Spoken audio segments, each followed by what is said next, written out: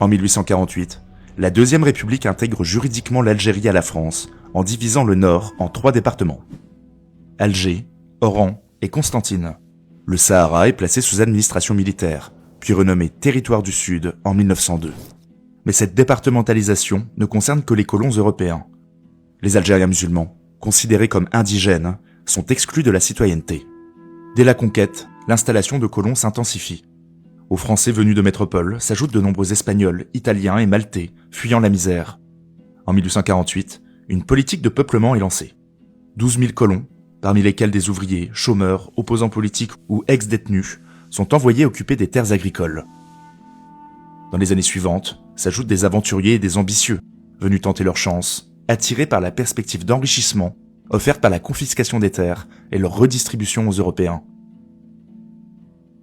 En 1871, des communards sont exilés en Algérie, tandis que de nombreux Alsaciens lorrains, fuyant l'annexion allemande, s'y installent. Une bascule s'opère à la fin du XIXe siècle.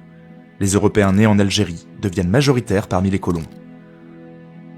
Ceux que l'on nommera plus tard pieds noirs se forgent une identité propre, sur une terre et un peuple qu'ils dominent, au cœur d'une société profondément inégalitaire. La colonisation s'appuie sur la notion de mission civilisatrice. Il s'agirait d'éduquer les indigènes et de leur transmettre les lumières de l'Europe. En réalité, cette idéologie justifiait un rapport de domination paternaliste et violent.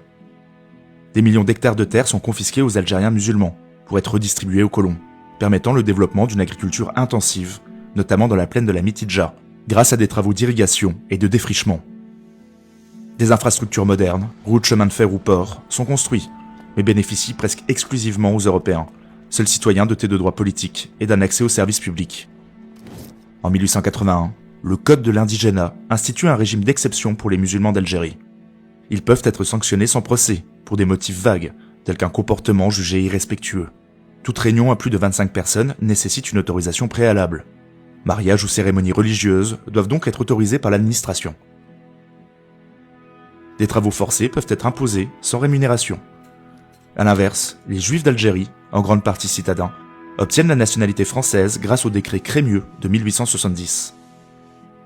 Dans ce contexte d'exclusion politique et sociale, l'islam devient pour les Algériens un pilier identitaire structurant. Au début du XXe siècle, la société algérienne est profondément fragmentée, entre colonisés et colons, mais aussi au sein des populations européennes, entre grands exploitants agricoles, ouvriers urbains ou petits agriculteurs.